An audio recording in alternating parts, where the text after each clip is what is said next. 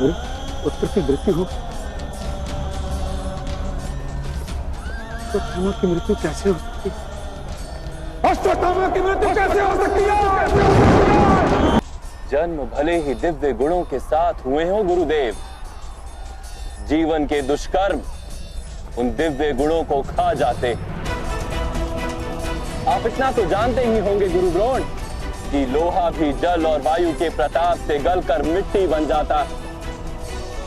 आप भी यदि अश्वत्थामा के कर्मों का विचार करेंगे तो ये अवश्य जान लेंगे गुरुदेव कि अश्वत्थामा की दिव्यता नष्ट क्यों हो गई। असंभव है। तुम कपटी हो, प्रपंची हो वासुदेव, मित्रवासी हो तुम। मैं सारी सृष्टि को भस्म कर दूंगा। तो अवश्य सारे संसार का नाश कर दीजिए गुरु द्रोण।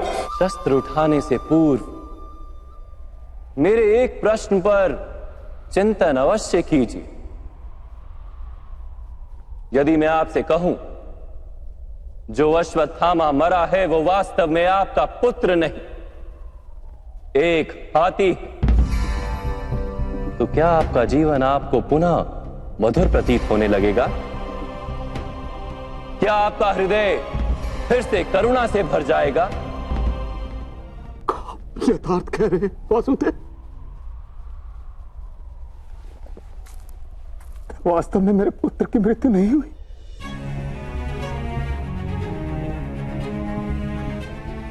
यदि आज आपके पुत्र की मृत्यु नहीं हुई तो कल होगी। विश्व में कौन अमर रहता है गुरु द्रोण?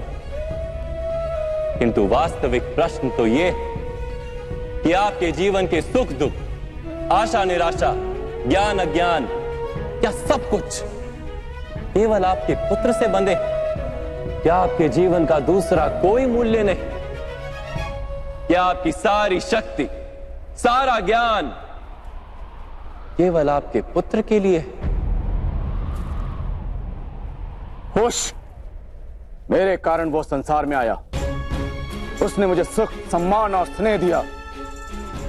मेरे लिए जीवन में उससे अधिक महत्व का कोई नहीं। क्या प्रत्येक पिता अपने पुत्र से अधिक प्रेम नहीं करता? तो विचार कीजिए गुरु द्रोण, जिस पुत्र के प्रति आपको इतना अधिक प्रेम है, उसे वास्तव में आपने क्या दिया? संपत्ति दी, सुख दिए, राज्य दिया, संस्कार दिए, विद्या दी, धर्म का ज्ञान दिया गुरुदेव। क्या आप उसे कुछ भी ऐसा दे पाए जिससे उसे आपके रक्षा की आवश्यकता ही ना?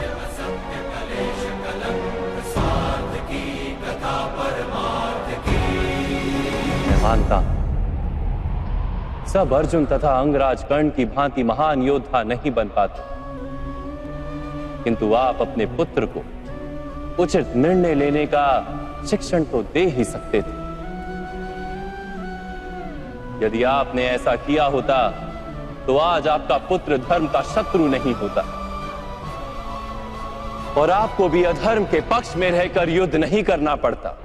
मैं अपने पुत्र अश्वत्थामा को सारे सुख देने की इच्छा रखता था वासुदेव। मेरे पुत्र अश्वत्थामा के प्रति मेरे मन में प्रेम के कारण। प्रेम तो उन्नति देता है, उचित अनुचित का ज्ञान देता है गुरुदेव।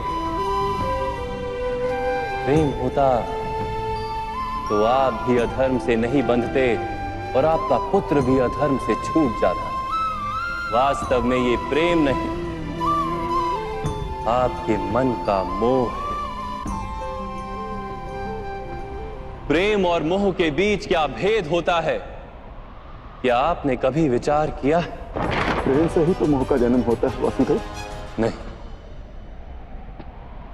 वास्तव में जहां प्रेम होता है वहां मोह होता ही नहीं।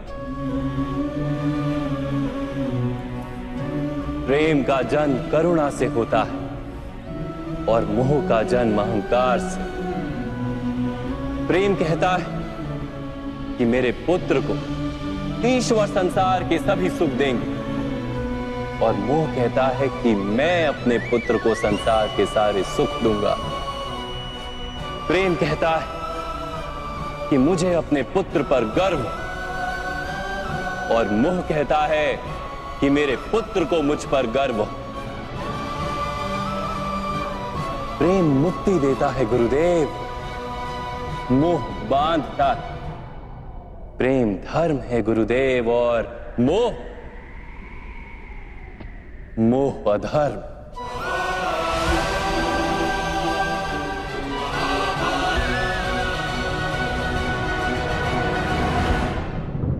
अपने पुत्र का भविष्य उज्जवल बनाने के प्रयासों में आप उसके चरित्र को उज्जवल बनाना भूल ही गए। आपके मोह के कारण उसके जीवन से धर्म नष्ट हो गया।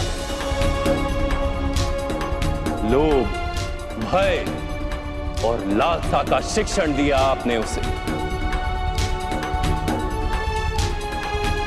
और स्वयं भी उसी मोह के कारण वास्तव में आप गुरु तो कभी बन ही नहीं पाए, केवल शिक्षक बनकर रह गए आप। ऐसा क्यों कह रहे हैं वासुदेव? मैंने तो अपने संपूर्ण जीवन में अपने सारे शिष्यों को संपूर्ण निष्ठा से उत्तम बनाने का प्रयास किया है। गुरु वो होता है जो विद्या का दान देता है, विद्या का व्यापार नहीं करता। इसीलिए गुरु को अपने शिष्यों से दक्षिणा की आशा होती है, मूल्य की नहीं। किंतु आपने अपने अमूल्य ज्ञान का मूल्य निश्चित कर दिया।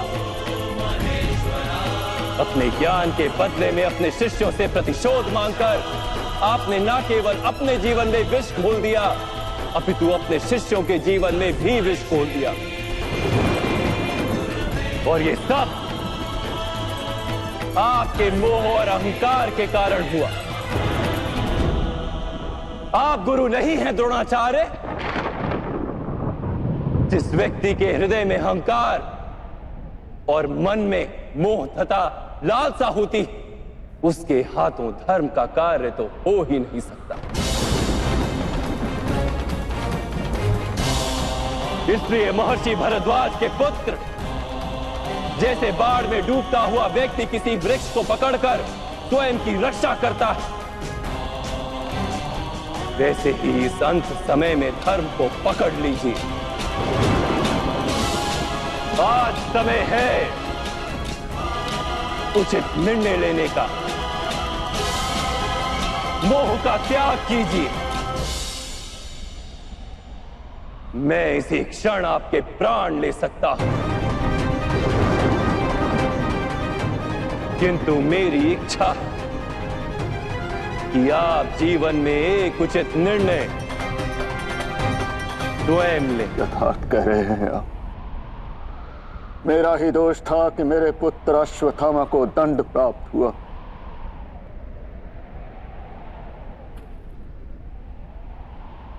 अब समय आ गया है कि मुझे भी दंड प्राप्त हो। मैं स्वीकार करने को सज्ज हूं।